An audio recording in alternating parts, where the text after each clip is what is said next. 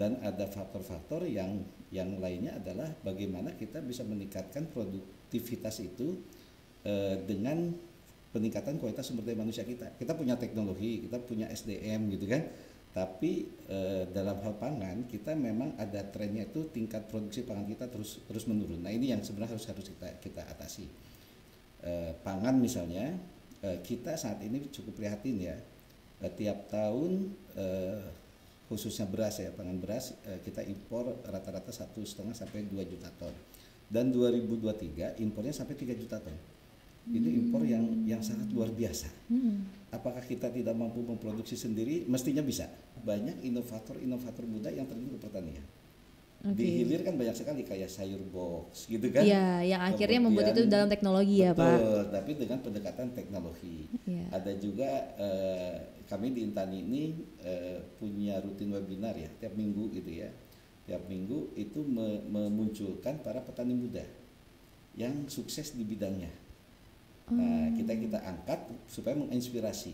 Nah, ternyata banyak anak-anak muda sekarang yang mau terjun ke pertanian. Mereka misalnya bertani dengan gayanya sendiri, kemudian dengan teknologi modern gitu kan, dan gaya hidupnya sama dengan para anak-anak muda lainnya. Itu apalagi sekarang ini udah menjadi rahasia umum nih. Generasi milenial dan Z ya terutama sekarang ini perlu sentuhan etos kerja yang lebih baik karena kan individualistiknya tinggi. Mereka tidak bisa kerjasama dengan tim.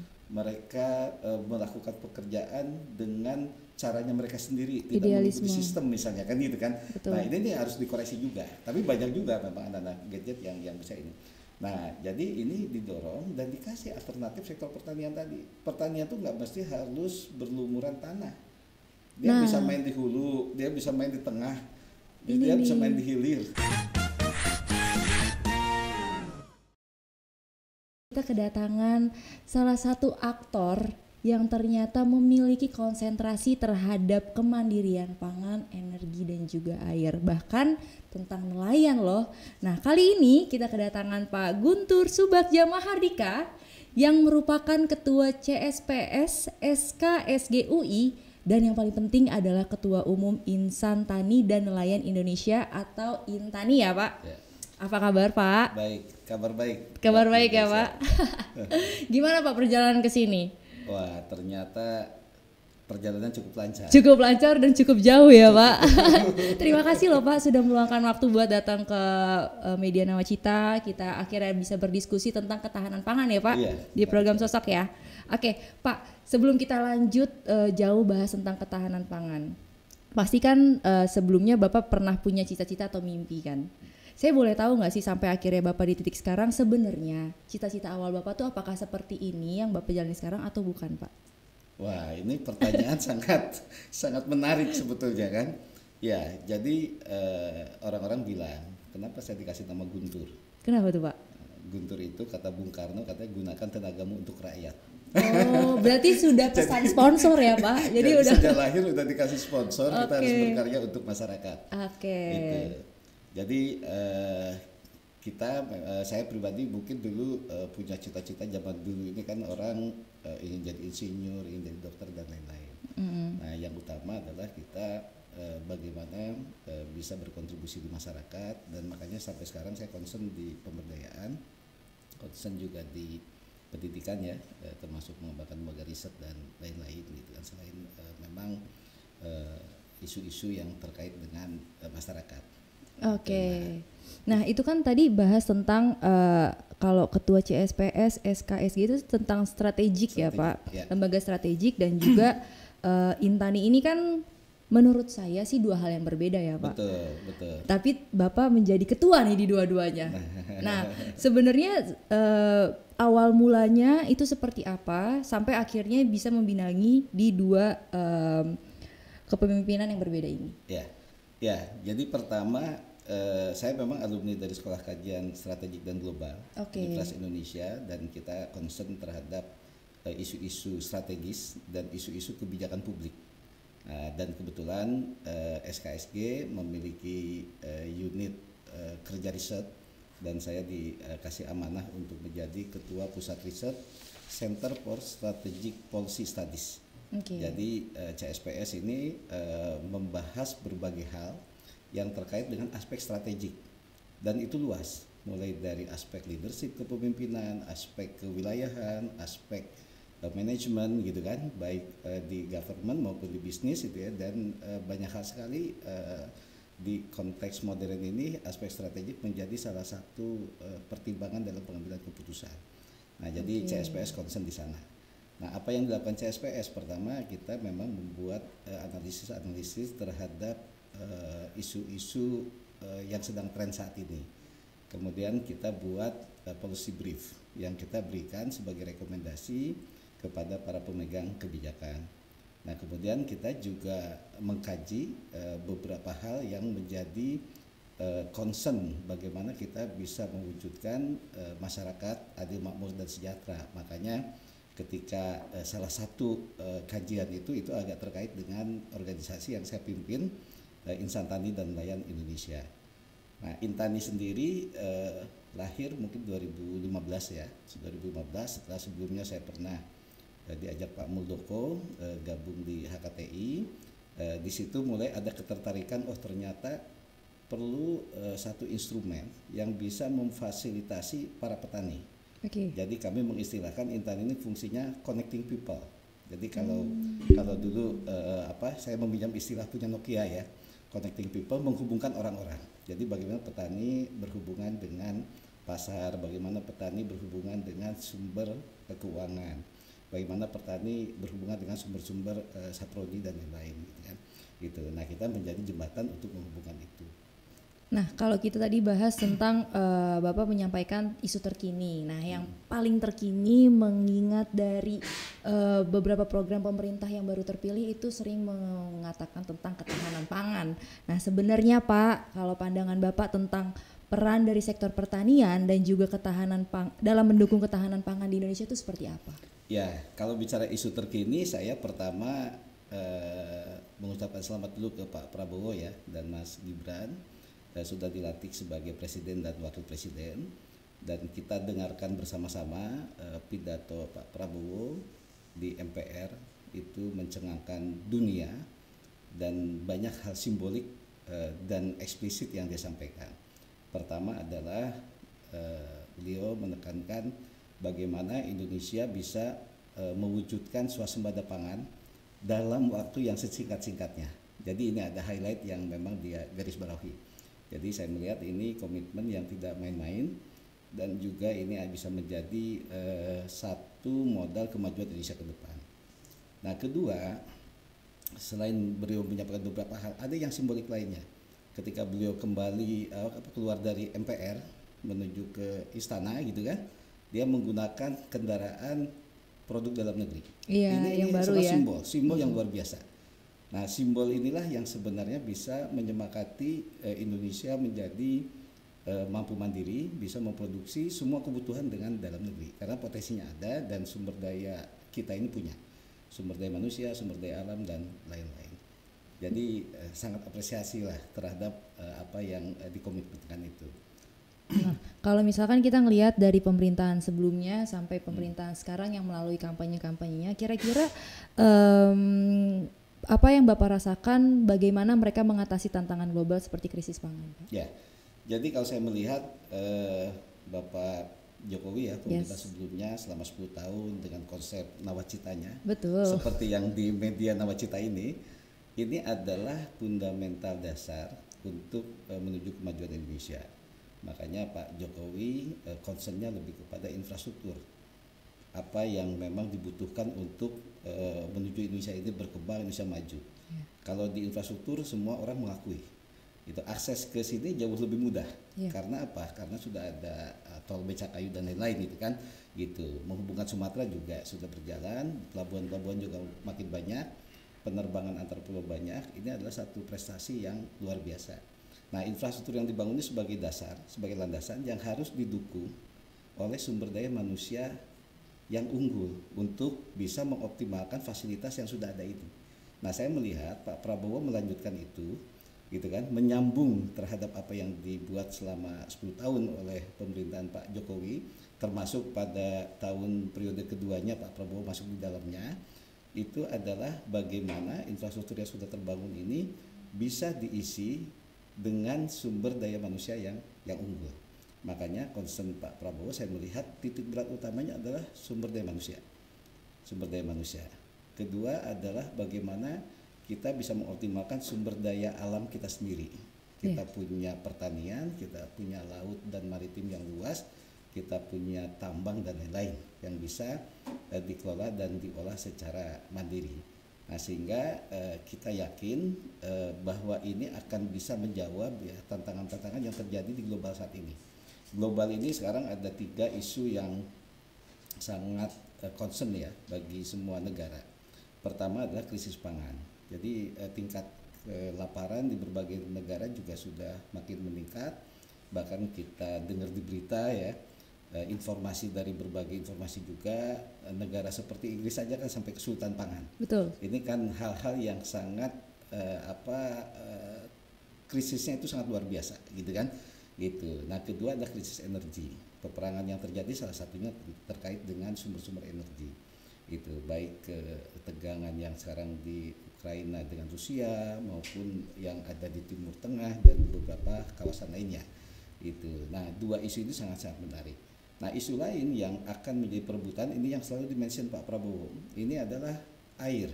Yes. Ternyata sumber air ini juga menjadi pemicu permasalahan di global. Karena apa? Sekarang memang iklimnya sudah sangat berubah sehingga air itu tidak mudah diperoleh dan Indonesia punya itu semua. Nah, bagaimana kita bisa mengoptimalkan potensi-potensi itu secara mandiri, dikerjakan oleh bangsa sendiri dan manfaatnya untuk bangsa sendiri. Jadi ketergantungan pangan, energi dan air ini mestinya bisa diatasi oleh sendiri dan potensinya ada. Potensinya sangat besar. Pangan misalnya, kita saat ini cukup prihatin ya. Tiap tahun khususnya beras ya, pangan beras kita impor rata-rata 1,5 sampai 2 juta ton. Dan 2023 impornya sampai 3 juta ton. Ini impor yang sangat luar biasa. Apakah kita tidak mampu memproduksi sendiri? Mestinya bisa. Mestinya bisa. Memang kita menyadari ada penyusutan lahan pertanian, ada juga penurunan produksi karena berbanyak faktor ya. Pertama tentang kekeringan yang berkepanjangan, ya, El Nino gitu kan. Kemudian ketika musim hujan, curah hujannya juga terlalu tinggi sehingga banyak juga bencana, banyak banjir, banyak longsor dan lain-lain gitu kan. Dan ada faktor-faktor yang lainnya adalah bagaimana kita bisa meningkatkan produktivitas itu dengan peningkatan kualitas sumber daya manusia kita. Kita punya teknologi, kita punya SDM gitu kan. Tapi dalam hal pangan kita memang ada trennya itu tingkat produksi pangan kita terus menurun. Nah, ini yang sebenarnya harus kita atasi. Nah, saya sih melihat sebetulnya ada 2 sisi pendekatan. Satu sudah dilakukan di masa pemerintahan Pak Jokowi ya, dengan membangun food estate. Ini adalah salah satu upaya. Nah, seiring dengan itu yang harus ditingkatkan adalah intensifikasi. Bagaimana dengan luas lahan yang makin berkurang, tapi tingkat produktivitasnya meningkat. Nah, disinilah perlu teknologi. Teknologi itu ada macam-macam, bukan hanya alsintan ya, tapi ada bioteknologi yang dikembangkan. Misalnya bagaimana kita bisa memproduksi bibit yang bagus, bagaimana kita bisa mengedukasi petani cara bercocok tanam dan memproduksi hasil pertaniannya secara baik. Dan isu yang sangat menarik dan ini jadi isu global sebetulnya, pemanfaatan bahan-bahan kimia dalam pertanian Indonesia ini harus makin dikurangi. Ternyata kerusakan alam, menurunnya produksi itu salah satunya faktor itu. Jadi banyak lahan pertanian kita menjadi keras sehingga dia produksinya nggak berproduksi lebih baik. Nah, pendekatan pertanian hayati ya yang alami gitu kan, dengan sumber-sumber bahan pupuk yang non kimia justru untuk jangka panjang lebih bagus dan ini dampak terhadap lingkungannya juga jauh lebih baik. Nah, kalau dengan kondisi seperti itu Pak, kira-kira kolaborasi antara pemerintah dan sektor swasta tuh jadi hal yang sangat mendukung atau enggak Pak? Nah, ini yang kita cukup menggembirakan ya, beberapa statement Pak Prabowo di forum termasuk sebelum pelantikan bahwa beliau akan menggerakkan ekonomi swasta. Jadi memang dalam kondisi tertentu karena kemarin Indonesia mengalami pandemi COVID cukup panjang, Yes. mungkin BUMN menjadi motor penggerak ekonomi.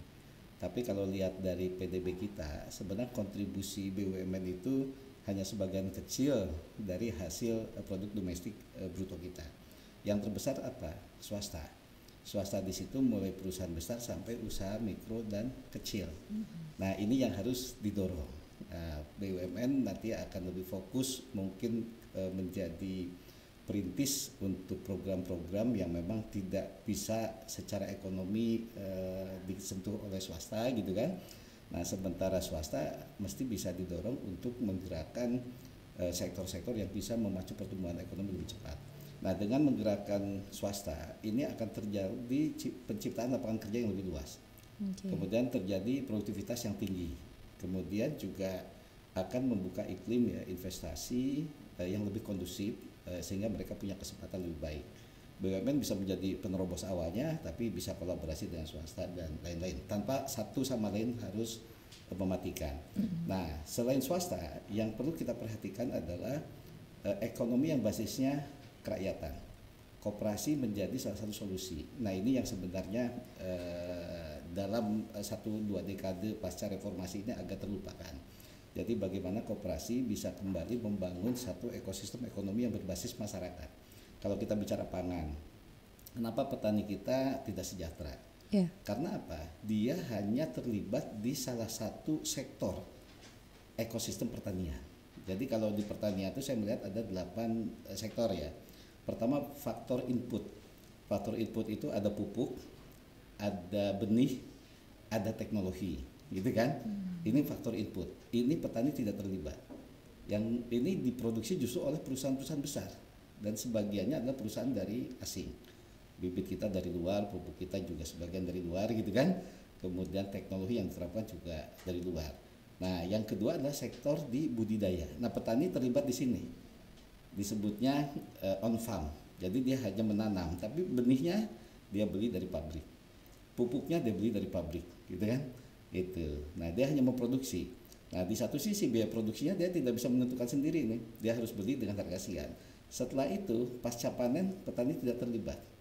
Di off farm-nya dia nggak terlibat. Ini adalah harusnya di sini kan ada industri kecil yang bisa terlibat dalam pertama pengeringan, kedua pergudangan, ketiga rice milling unit, penggilingan, gitu kan? Kalau kita bisa di padi misalnya kan.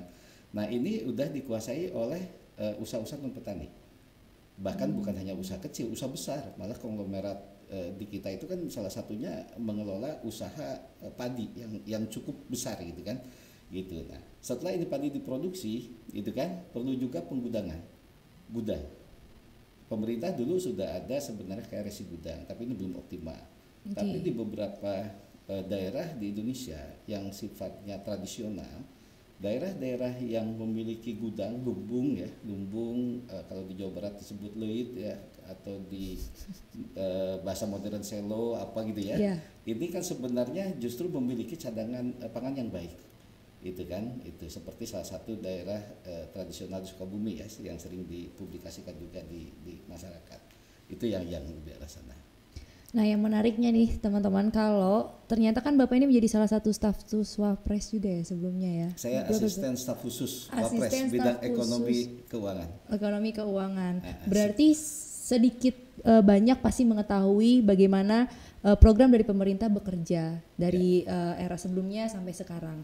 Nah, yang menarik adalah pada pemerintahan kali ini Pak Prabowo itu sempat menjanjikan akan mengusahakan dalam 4 tahun. Nah, bisakah janji Prabowo bahwa RI swasembada pangan 4 tahun terwujud? Nah, menurut Bapak nih sebagai ketua Intani dan juga ada di behind dari pemerintahan sebelumnya, apakah ini akan terjadi atau bagaimana tanggapan Bapak? Oke, jadi saya terlibat di tim Pak Wapres ya, di ekonomi keuangan termasuk membidangi ekonomi kerakyatan, ekonomi syariah, UMKM dan lain-lain sampai 2023 akhir ya, karena berikutnya kita aktivitas yang lain. Betul. Gitu kan, itu kemudian kita memahami betul bagaimana peran ya tim di sekitar Pak Prabowo atau di sekitar Presiden dan Wapres gitu ya, yang bisa menerjemahkan visi dan mengkoordinasikan untuk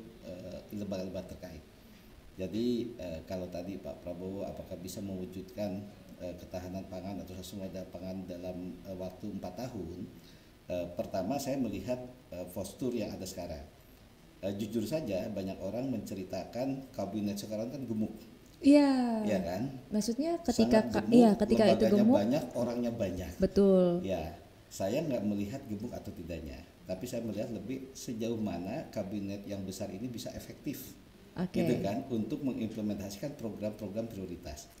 Nah, yang menarik di Pak Prabowo yang sedang dilakukan saat ini, saya melihat beliau berusaha semua timnya itu harus punya visi yang sama. Makanya sebelum dilantik mereka menjadi menteri, wakil menteri, kepala badan, staf sus atau penasihat presiden, mereka ikut pembekalannya. Pembekalan adalah untuk memperkuat dan penajaman visi. Pekan ini juga ada rencana dibawa ke Akademi Militer, ya kan? Iya, untuk kabarnya. juga pembekalan di sana. Betul. Nah, saya kira ini adalah upaya untuk menyamakan visi. Visi Pak Prabowo ini semua orang mengakui bahwa ini visi yang visioner, visi yang besar, visi yang banyak mengubah tatanan yang ada sekarang. Gitu kan, karena tujuannya adalah bagaimana membangun kekuatan ekonomi, kekuatan nasional gitu kan, termasuk pertahanan dan lain-lain yang secara mandiri.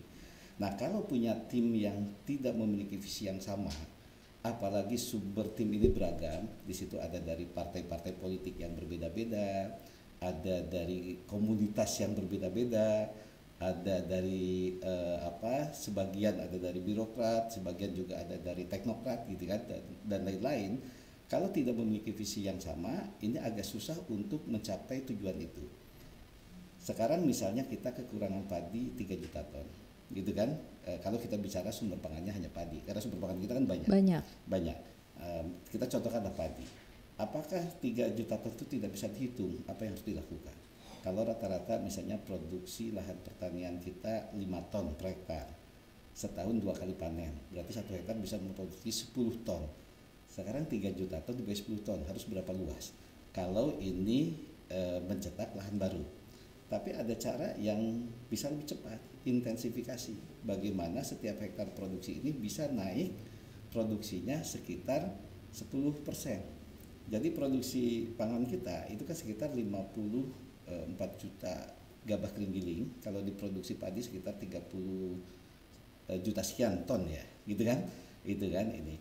Anggaplah kalau misalnya kekurangan tadi 3 juta ton, itu dengan menaikkan produksi 10% kan sudah bisa diatasi.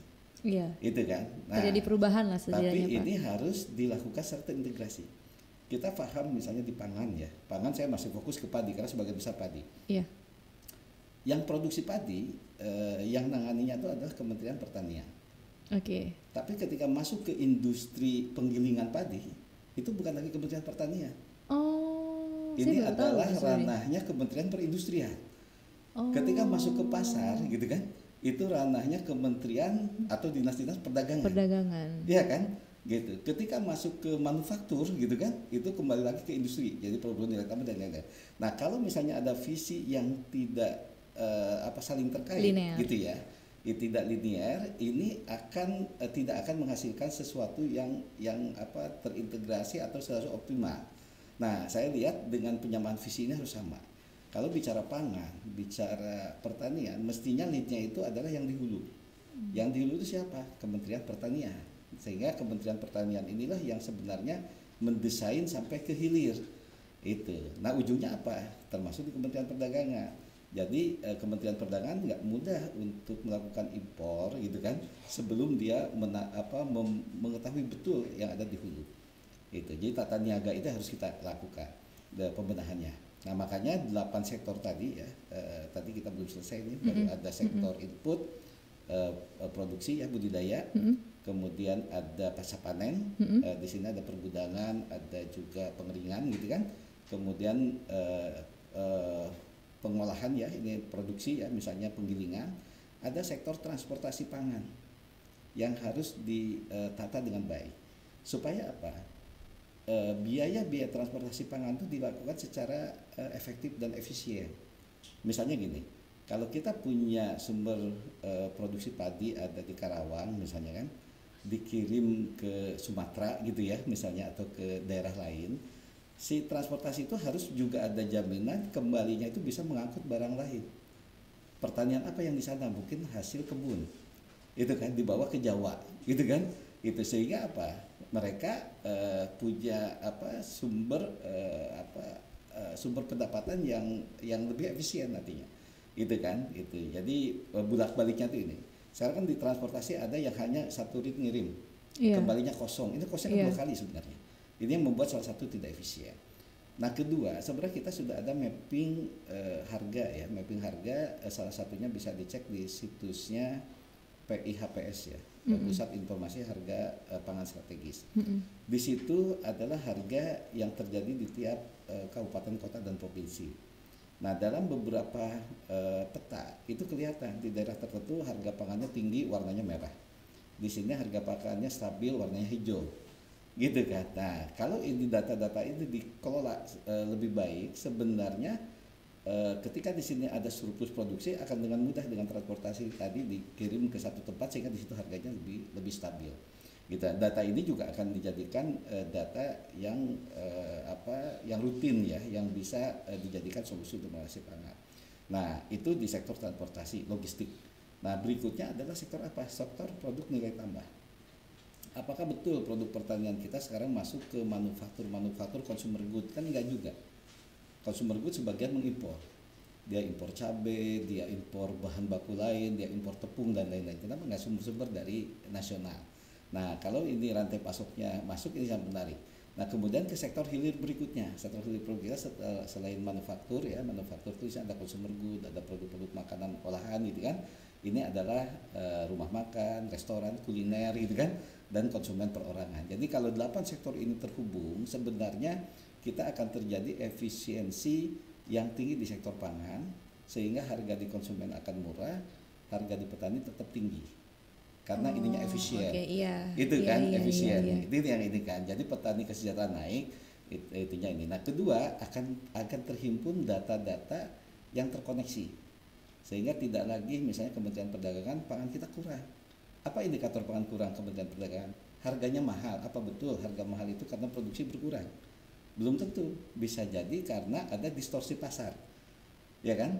Misalnya apa? Ada barang yang di gudang belum keluar sehingga harga di market lebih mahal, tinggi, lebih tinggi dan lain-lain. Jadi tata kelola inilah yang sebenarnya yang kita harapkan bisa diatasi secara komprehensif kalau di pemerintahan Pak Prabowo sekarang ya oleh semua tim kabinet. Misalnya apa? Kementerian Pertanian, Perindustrian, Perdagangan udah jelas ini terkait langsung dengan pangan. Ada di lembaga pendidikan, Kementerian Pendidikan dia harus melakukan riset-riset praktis yang bisa diaplikasikan oleh masyarakat, ya kan? Itu di lembaga pendidikan. Kemudian di Kementerian Teknologi dia harus menyiapkan satu platform aplikasi yang memudahkan para petani, gitu kan, untuk mendapatkan informasi, terus kemudian mengakses informasi. Jadi saya beberapa kali ke lokasi pertanian di Thailand ya. Bagaimana salah satunya informasi harga itu terkoneksi ke petani. Dulu itu di Indonesia ada, salah satunya di berita-berita yang ditayangkan radio RRI. Jadi dulu kan suka ada nih harga kol gepeng berapa, harga cabai kering. Ini harganya sangat penting diketahui petani. Sehingga petani akan tahu harga di marketnya sekian. Sehingga yang harus kita produksi ini biayanya harus sekian dan saya jual harus sekian. Itu. Nah kalau informasi ini nggak tahu, dia akan terus ditekan dengan harga yang murah. Kayaknya yang berjalan selama ini sih masih yang ditekan harga murah itu kan Pak? Iya betul. Makanya. Di petaninya murah tapi di pasar tinggi umumnya tinggi gitu kan. Itu. Jadi distorsi inilah yang sebenarnya harus diatasi. Makanya untuk mencapai 4 tahun kemandirian pangan, jadi sekarang ini bukan lagi ketahanan pangan. Kalau ketahanan pangan tuh bisa jadi sumber pangannya impor. Tapi kalau swasembada pangan, seluruh pangannya harus diproduksi oleh nasional. Untuk kebutuhan jauh sendiri. Lebih besar skupnya ya Pak. Dan ini akan banyak mencetak lapangan kerja.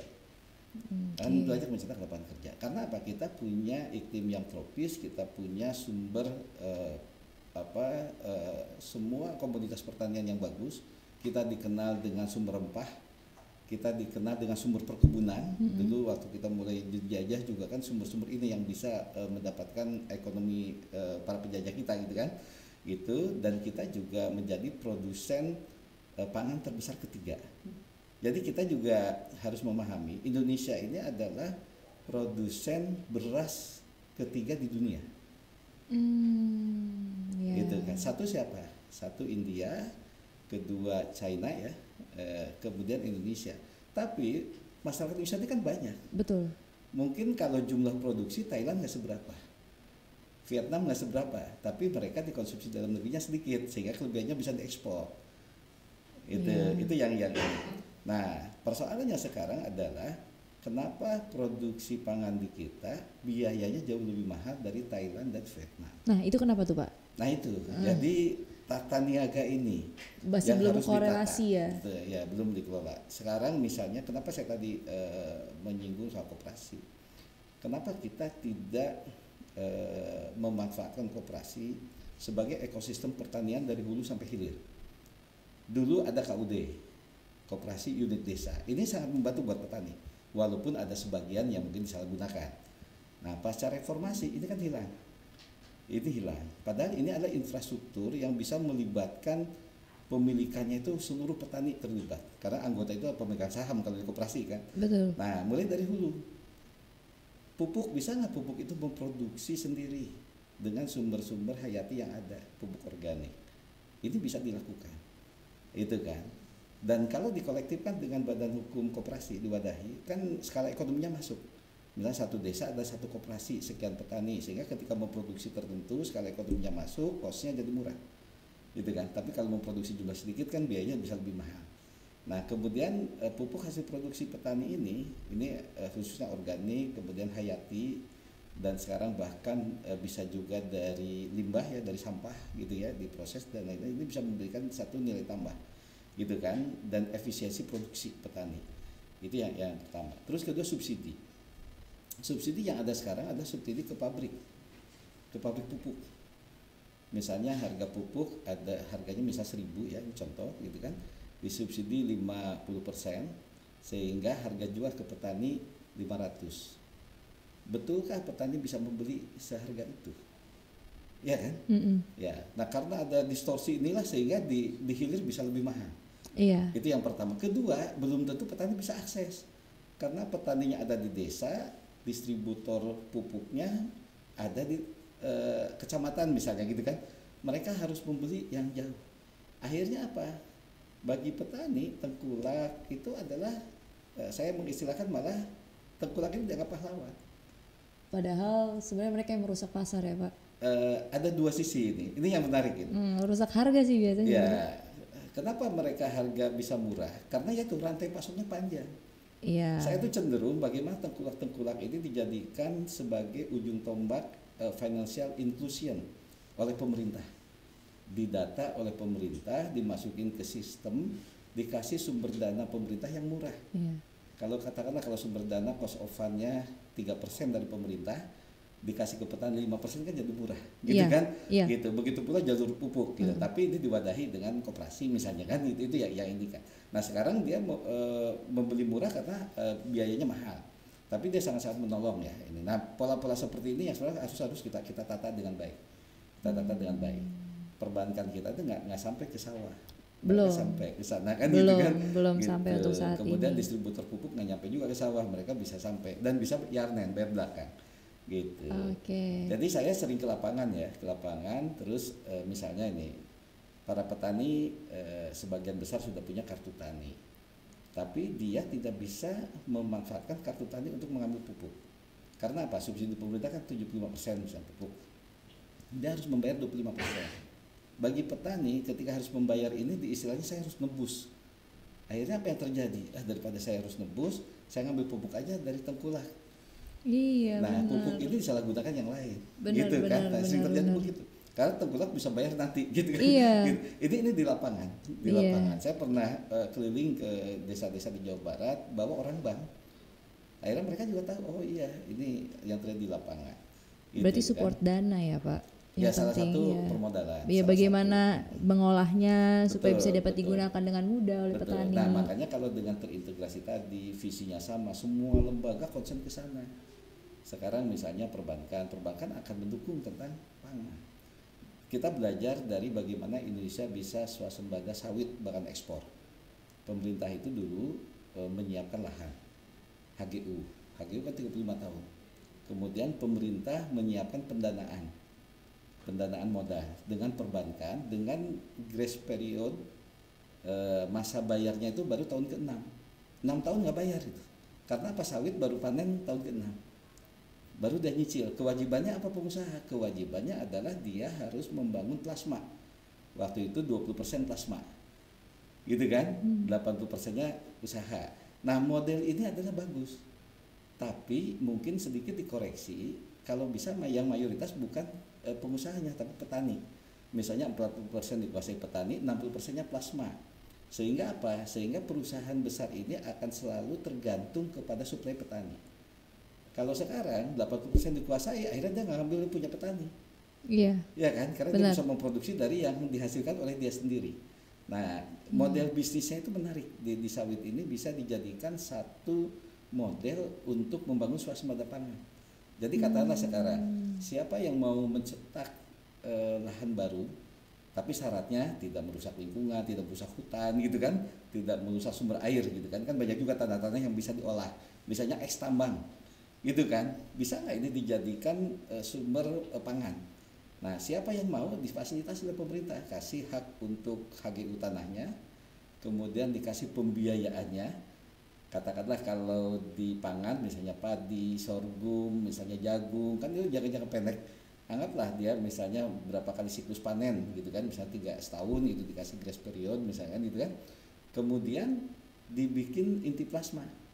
Petani terlibat, terus kemudian di situ bikin hilirnya, industri penggilingannya, bikin sampai katakanlah kalau misalnya itu singkong sampai ke pembuatan tepung gitu kan, mokaf dan lain-lain. Nah, ini mungkin akan bisa menyelesaikan masalah. Gitu. Kalau sekarang swasta diminta untuk membangun lahan pertanian. Dia misalnya harus membuka lahan baru. Berapa kosnya?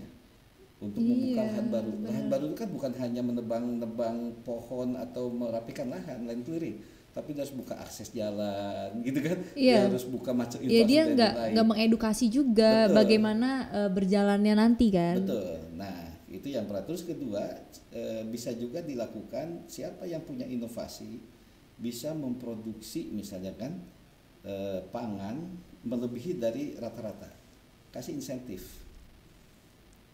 Dan saya sih cenderung subsidi itu dikasihnya di hilir. Jadi subsidi itu adalah ketika seseorang berhasil memproduksi kemudian dibeli dengan harga yang jauh lebih mahal. Iya. Gitu. Itu jadi yang lebih semangat juga lebih orangnya semangat. Itu akan memotivasi. Sekarang misalnya Fizli, teman-temannya anak-anak milenial gitu kan atau anak-anak Gen Z gitu kan. Siapa yang mau atau punya konsep pengembangan sektor pertanian? Ajukan proposal, ikut beauty contest, kemudian disiapin lahannya, dibiayain, kemudian dibuat satu ekosistemnya, mungkin akan banyak.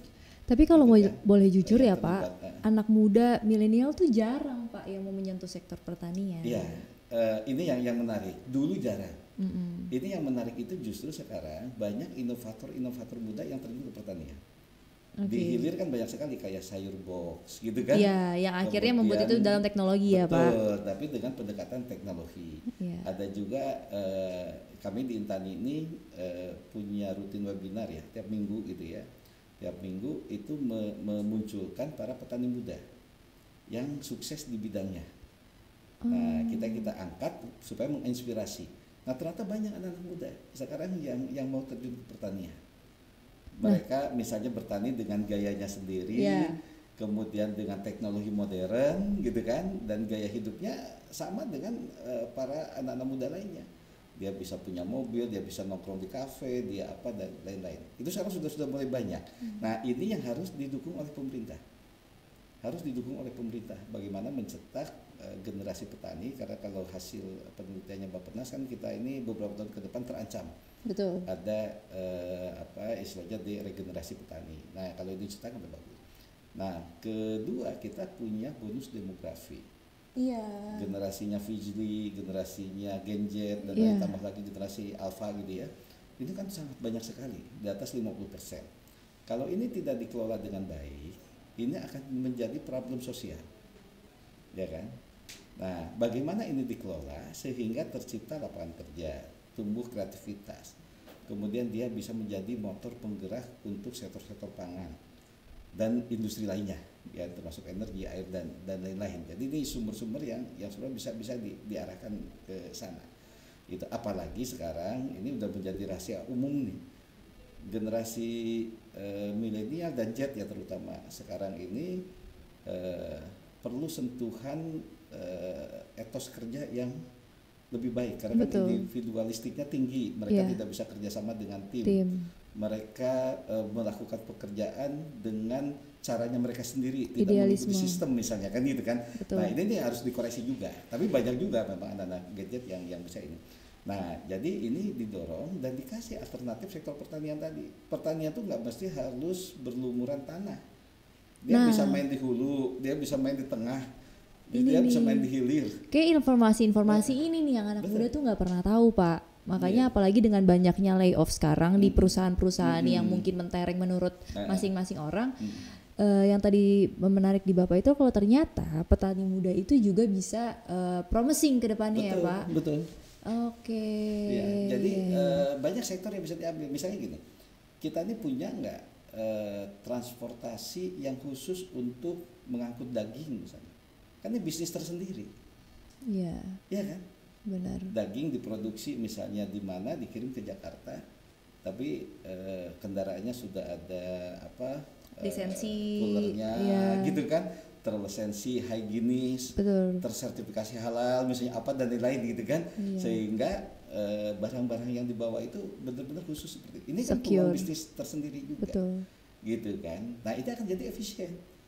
Bayangkan kita dari Blora misalnya ngangkut sapi ke Jakarta satu truk itu paling muat berapa ekor? 10, 20 ekor mungkin agak berat gitu. Tapi kalau yang dibawanya dalam bentuk daging, kemudian masuk ke cooler, masuk ke Jakarta, itu jumlahnya jauh lebih banyak. Jadi cost-nya efisien.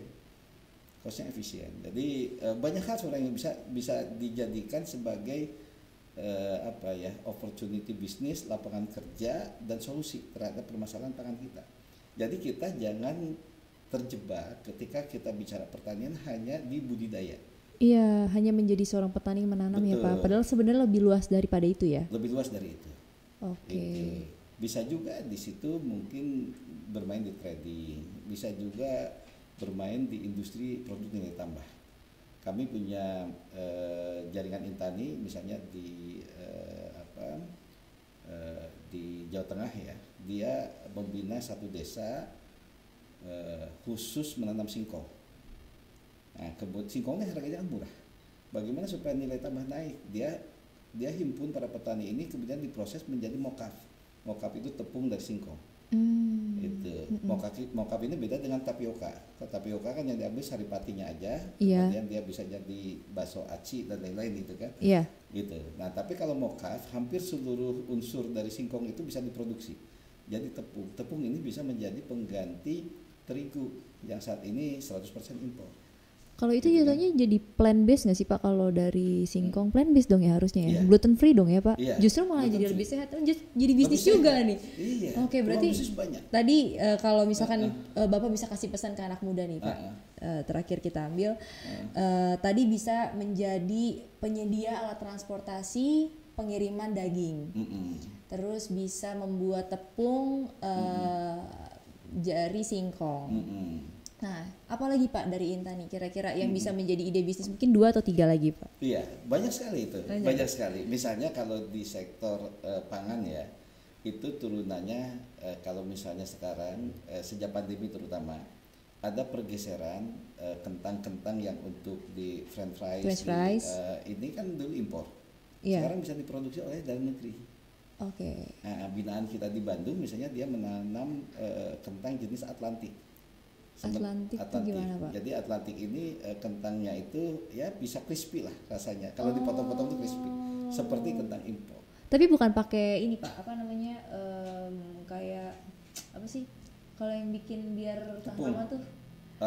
Enggak. Bukan ya, berarti Enggak. tetap natural ya Pak? Natural. Oke. Nah, kalau di kawasan Dieng, kita dulu pernah mencoba, petani sana coba tanam kentang jenis Atlantik. Di sana nggak pas, dia di sana pakai granula kentangnya, jadi kentang untuk mash, untuk Mash potato, iya yang hancur. mash potato. Jadi ternyata ada potensi-potensi yang bisa dikembangkan. Kan industri kuliner kita ini banyak sekali. Banyak banget Pak sekarang Pak. Cabai ini kan selalu jadi isu. Bagaimana kalau misalnya pada musim hujan gini harganya jatuh, nanti menjelang hari raya harganya tinggi gitu kan? Betul. Gitu kan, misalnya kan gitu ya. Nah ini kalau kita mau, yaitu bagaimana industri hilirisasi cabai itu apa? Ya paling sederhana kan dikeringkan. Iya. Jadilah abon cabai, ya, gitu abon kan? Cabai benar. Iya kan? Jadi ini peluang-peluang yang sangat banyak lah, yang bisa kita kembangkan, gitu. Nah, terkait tingginya peluang itu kan pasti harus dibarengin dengan fasilitas yang ada untuk mendukung misalnya pertumbuhan cabai atau tumbuhan lain kan. Misalkan berarti kan kalau di cabai itu mungkin harus kayak kalau nggak cabai ataupun padi itu harus di sawah kan Pak. Yeah. Sedangkan banyak banget sekarang sawah itu yang ditutup karena untuk pembangunan. Nah, menurut Bapak sekarang itu kayak gimana? Sedangkan di sini juga ada datanya tadi kalau misalkan ada salah satu dari pemerintahan kita yang ingin, yaitu Pak Amran Sulaiman siap cetak 3 juta hektar sawah baru. Menurut Bapak seperti apa? Iya, jadi kita memang tidak bisa memungkiri lahan pertanian kita terus berkurang seiring dengan bertambahnya jumlah penduduk, ya kan? Apalagi konsep hunian di kita ini kan belum memasyarakat hunian vertikal, ya kan, gitu kan. Jadi kita ini hunian itu memakan lahan, gitu kan, yang akhirnya berkurang ditambah lagi oleh industri, ditambah lagi oleh sektor properti lainnya, gitu kan ini. Nah, tapi ini kan sesuatu yang tidak bisa dipungkiri dan itu akan terus berkurang. Makanya kenapa teknologi itu perlu dikembangkan, teknologi pertanian. Nah, salah satunya misalnya ini salah satu mencetak lahan baru. Mencetak lahan baru ini memang tidak mudah dan kosnya mahal. Itu kan per hektar bisa puluhan juta lah kalau ini kan itu. Nah, ini bisa dilakukan oleh pemerintah dengan mengoptimalkan lahan-lahan tidak produktif. Jadi saya menggarisbawahi mencetak lahan baru tidak merusak hutan, tidak merusak fungsi lingkungan. Mungkin lahan-lahan yang sudah rusak seperti ekstambang itu dioptimalkan bagaimana ini bisa menjadi sarana tempat untuk memproduksi pangan. Ini salah satu solusi, artinya itu ekstensifikasi, membuka lahan baru. Nah, yang kedua dan ini soalnya lebih penting adalah intensifikasi tadi. Kenapa di banyak daerah produksi padi ini bisa di atas misalnya 8 ton, bisa di atas 10 ton, gitu kan? Nah, ini yang harus kita dorong. Itu artinya perguruan tinggi harus banyak melakukan riset praktis ya. Riset yang bukan on paper gitu ya, jadi riset yang bisa diaplikasikan di masyarakat. Itu. Nah, yang ketiga kita harus melakukan sesuatu dengan skala ekonomi. Jadi sekarang ini kita seringkali tadi disinggung nanam cabai. Nanam cabainya cuma 1 hektar, ya kan? Yang lainnya enggak. Bagaimana kita zoning misalnya satu desa itu ya cabai tanam sehingga produktivitasnya tinggi, biayanya jadi efisien. Yaitu ketika ngangkut, 1 hektar berapa sih ini gitu kan? Gitu. Katakanlah kalau 1 hektar cabai bisa menghasilkan berapa ton? Mungkin 1 truk aja sekali ngangkut selesai gitu kan? Gitu. Akhirnya nggak efisien juga. Tapi kalau misalnya di situ bisa puluhan ini tiap hari bisa berproduksi gitu kan, yang bisa mengalirkan ini. Nah, jadi banyak hal yang bisa lakukan. Nah, yang lain adalah teknologi seperti hidroponik, aquaponik. Ya, hidroponik sempat viral pada saat Covid kemarin ya Pak? Iya. Nah, tapi kan baru jadi tren saja kan? Iya. Itu. Nah, ini juga sama. Kenapa hidroponik di kita belum banyak berkembang? Pertama, kosnya memang tinggi kan? Iya Pak, saya di rumah ada hidroponik mahal tinggi, Pak. Mahal. Kedua, sebenarnya hasil tanamannya kan organik. Iya. Hasil jualnya pun mahal, tinggi. Betul. Sebenarnya bisa menjadi satu nilai tambah. Tapi di banyak daerah, banyak juga hidroponik yang dibikin dengan menggunakan optimalisasi kearifan lokal. Banyak greenhouse yang dibangun dengan bambu. Ternyata bisa ya Pak? Bisa. Greenhouse dibangun bambu banyak. Nah, main ke Lembang, di situ para petani Lembang pakai bambu-bambu. Oke. Di sana ada satu desa tani gitu ya, dipakai bambu nanamnya sayuran. Mereka bahkan bisa masuk pasar yang sampai ke ekspor gitu. Jadi banyak. Nah, ini bisa dikembangkan. Jadi kita semua optimalkan potensi lokal. Dan kita juga jangan juga dalam seluruh Indonesia harus nanam komoditas yang sama. Jadi kita sesuaikan masing-masing potensinya.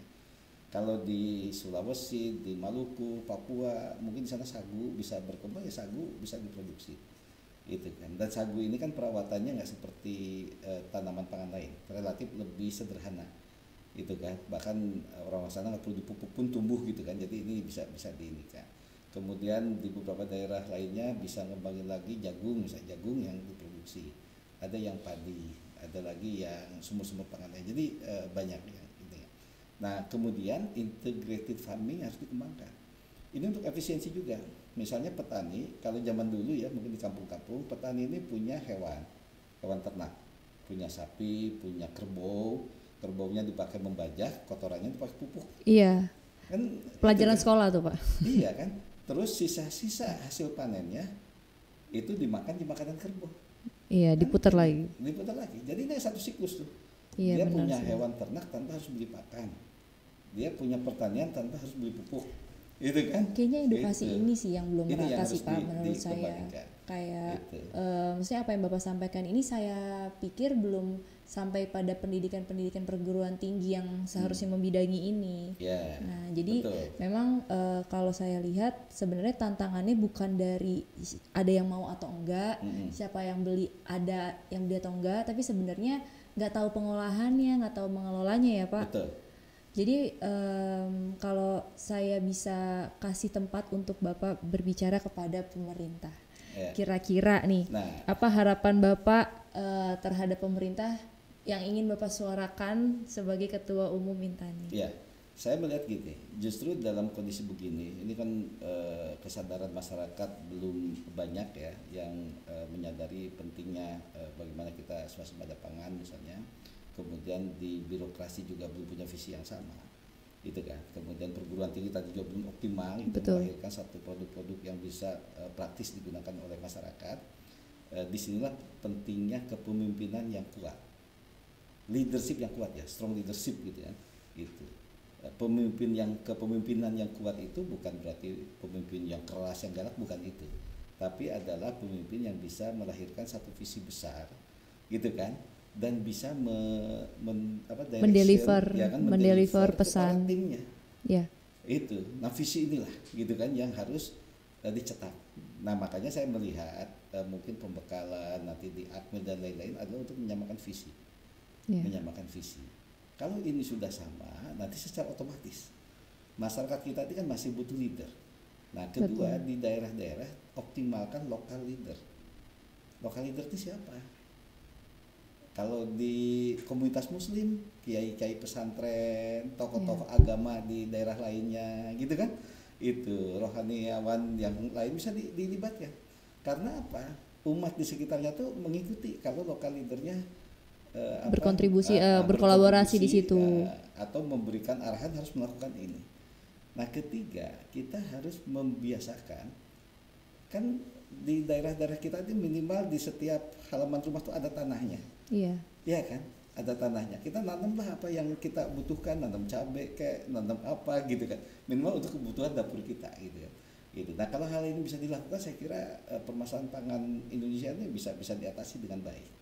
Itu kan, gitu. Dan kita bisa mengurangi impor. Sekarang yang kita prihatin ya, 97% kedelai kita impor. Kita hanya bisa memproduksi 3%. Yang ironisnya, barang-barang impor itu menjadi makanan rakyat. Karena kedelai jadi tahu tempe. Betul. Nah, kemudian saya membina tukang bakso. Makanya di Bekasi sini saya kan pernah ngumpulin 1.000 tukang bakso. Oh iya, yang Pak. dihadiri Pak Prabowo gitu kan. Tukang bakso, pedagang gitu kan. Itu sekitar Januari kalau salah kan, itu kan Januari tahun ini. Nah, bakso ini anggota asosiasinya itu bisa 12 juta orang se Indonesia. Oh, ada asosiasinya, Pak? Ada asosiasinya. Saya dewan pakar Asosiasi Pedagang Mie Bakso. Oh, alah. Nah, ini komponen di bakso itu 50% lebih impor. Iya. Mie-nya dari tepung impor. Dagingnya mereka pakai daging kerbau impor India. Itu kan. Bumbu-bumbunya ada juga yang sebagian impor. Iya. Mereka beli jadi gitu kan yang ini kan. Nah, ini kan sebenarnya potensi market yang besar yang bisa diproduksi oleh petani sendiri. Itu cabai kering sekarang juga banyak yang impor gitu kan gitu. Jadi justru kita ironis makanan yang paling bawah justru barang-barang impor. Nah sekarang untuk mengganti protein bisa nggak tempe diganti dengan ikan misalnya kan gitu kan, atau dengan sumber-sumber bahan baku lain. Kalau di Jawa kan ada kacang koro bisa diproduksi, bisa menggantikan tempe dan lain-lain. Jadi banyak potensi yang bisa kita kembangkan, tapi belum banyak dilakukan secara terintegrasi.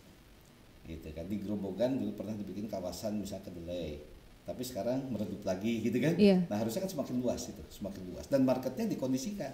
Nah disitulah pentingnya subsidi. Jadi kalau harganya turun, pemerintah yang intervensi membeli lebih mahal.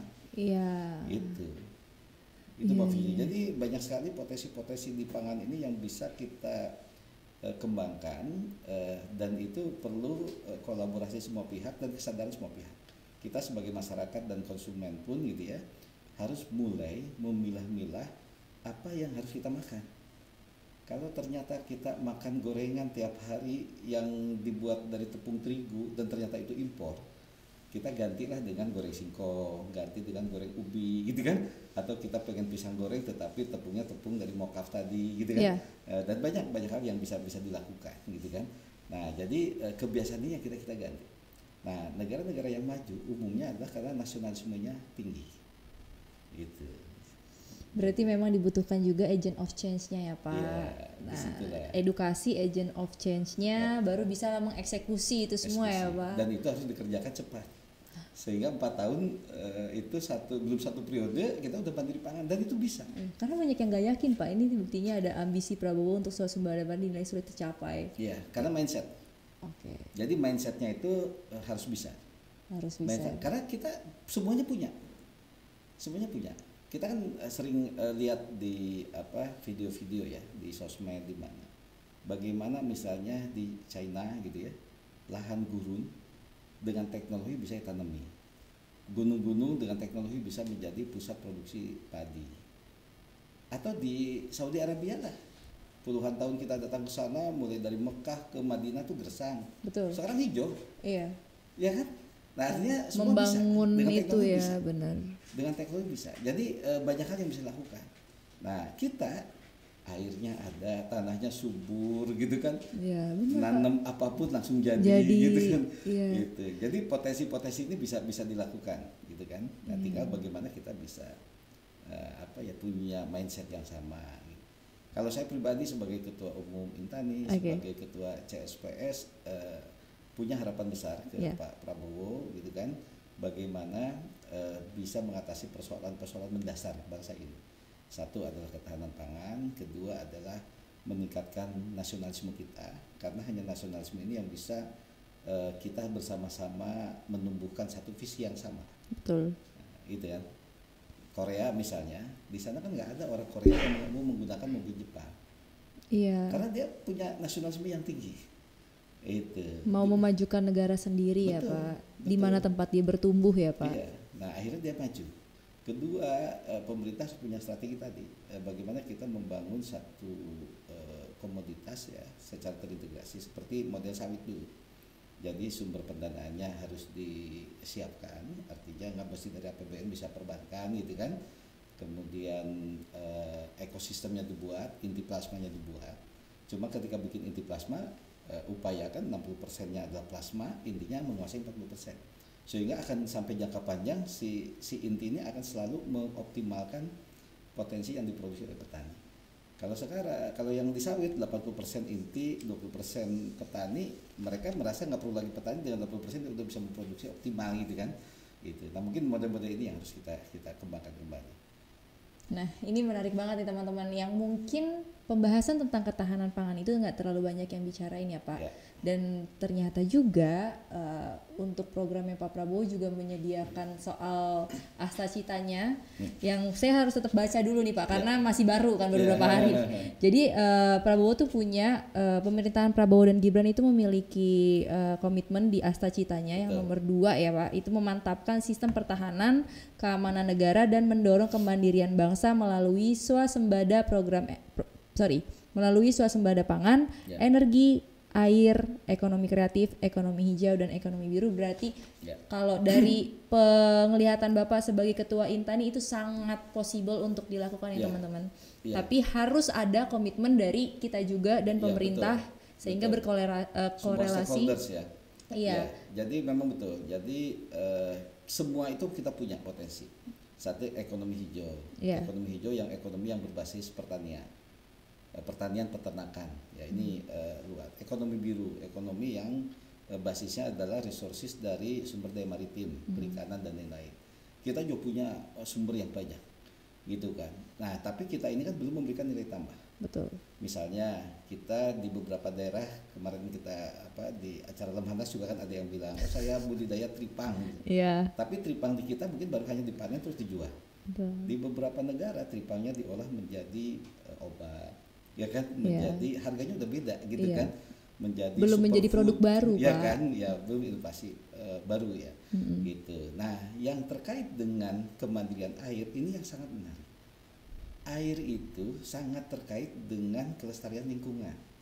Jadi ketika kita ingin membangun kemandirian air, ini harus juga kita menjaga kelestarian atau memperbaharui gitu ya kerusakan-kerusakan lingkungan. Airnya akan terjaga dengan baik. Itu. Nah, kondisi inilah yang memang harus kita ini. Nah, air itu kita apalagi sekarang sudah ngambil air dalam tanah setiap tahun tanah kita terus menyusut gitu ya ke bawah turun gitu kan dari permukaan. Nah, tapi kalau dengan lingkungan sumber-sumber airnya kan banyak. Nah, dengan begitu juga akan terjadi recovery lingkungan, bencana akan berkurang ya seperti longsor gitu kan. Terus juga lahan produksi pertanian akan banyak karena sumber airnya banyak. Itu.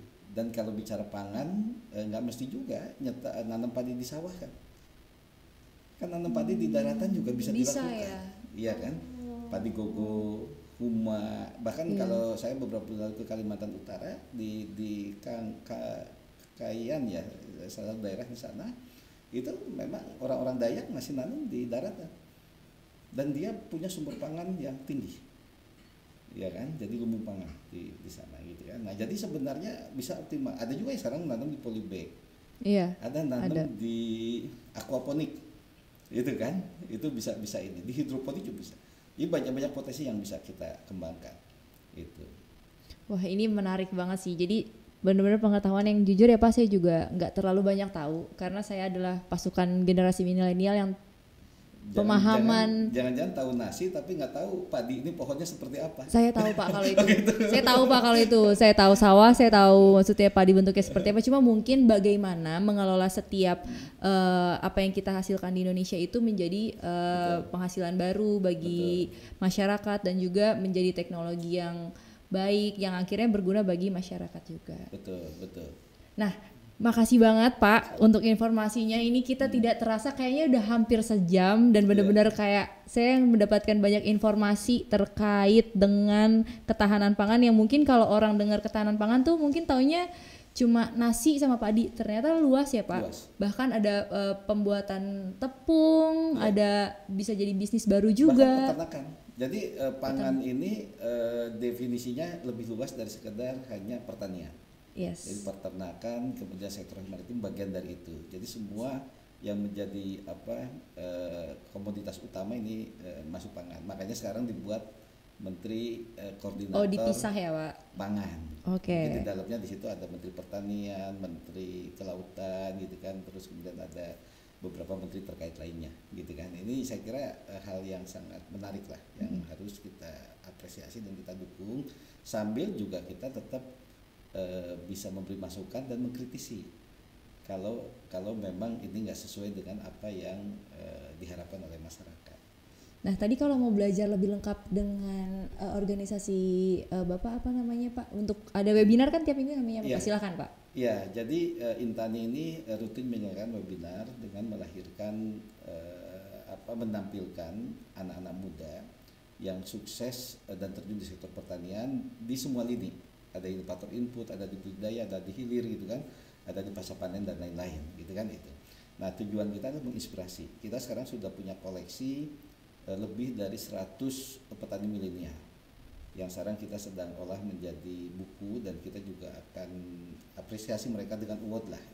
Ini petani-petani inovatif nih yang perlu kita apresiasi sehingga menginspirasi yang lain. Jadi ini hal yang menarik. Nah, kedua, kita punya sosmed ya, intani.id, kemudian ada web, isinya tuh edukasi sebetulnya. Edukasi bagaimana menanam kangkung, manfaat kangkung itu apa sih, gitu kan, dan lain-lain. Jadi kita edukasi seperti itu. Kemudian ada juga website intani.org, ini juga bisa menjadi satu sumber informasi dan referensi itu. Dan ke depan kita ingin juga sebenarnya ada podcast seperti ini yang bisa mengembangkan inspirasi yang lebih besar lagi. Gitu boleh kan? lah Pak, nanti kita collab saja Pak. Bisa aman itu Pak. dengan media Nawacita. Aman itu Pak kalau itu Pak. Oke Pak, terima kasih banyak buat waktunya, informasinya, dan juga nanti teman-teman bisa lihat dari tadi website ataupun Instagram dari Intani. Terima kasih buat teman-teman yang sudah menonton podcast dan juga mendengar podcast Sosok di Spotify. Sampai jumpa di episode selanjutnya. Bye. Ya, terima kasih.